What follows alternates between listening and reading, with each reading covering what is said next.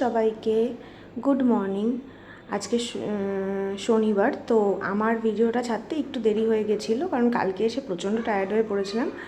আর তোমাদের তো মা বলেই ছিল কোথায় যাচ্ছি, আর তোমরা হয়তো আমার কয়েকটা পোস্ট আর একটা ছোট্ট ভিডিও ক্লিপ দেখে বুঝেই গেছিলে যে কালকে আমরা তারকেশ্বর গেছিলাম। হর হর মহাদেব।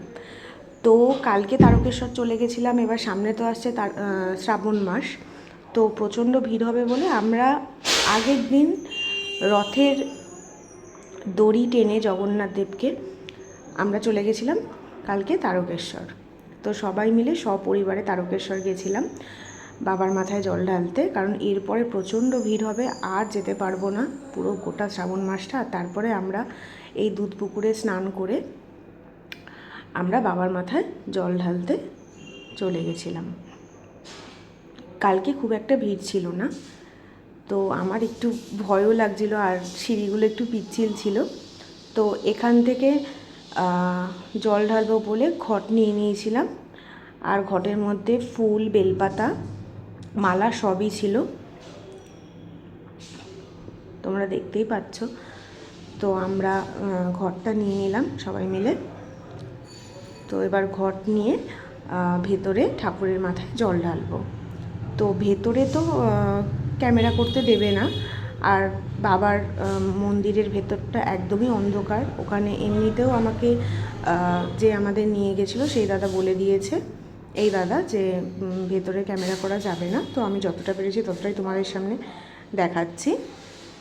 তো তারপরে জল ঢালার পরে আমরা খেতে বসে পড়েছিলাম, পুজো দিয়ে খেতে বসে পড়েছিলাম। তো খাওয়ার মধ্যে পুরোই নিরামিষ ছিল, কারণ যেহেতু ঠাকুরের মাথায় জল ঢেলেছি নিরামিষই খেতে হবে।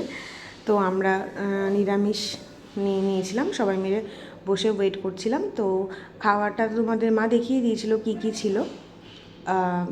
ধোকা ছিল, তারপরে তোমার ভাত ছিল, লঙ্কা দিয়েছিল, আর ডাল ছিল, আর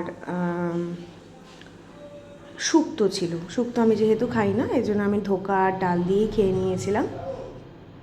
তো খাওয়াটা মোটামুটি ভালোই ছিল।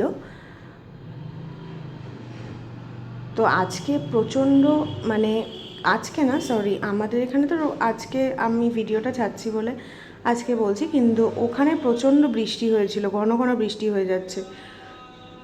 আসলে শ্রাবণ মাসও আসছে। তারপরে আমরা খেয়ে দিয়ে বাড়িতে যাওয়ার জন্য রওনা দিয়ে দিয়েছিলাম গাড়িতে করে। রাস্তাঘাটও একদমই ফাঁকা ছিল, কোনো অসুবিধা হয়নি আসতে। খুব জোর হলে 1 ঘন্টা থেকে 1.5 ঘন্টা লেগেছিল বাড়িতে আসতে, আর আসার পথে চাও খেয়ে নিয়েছিলাম।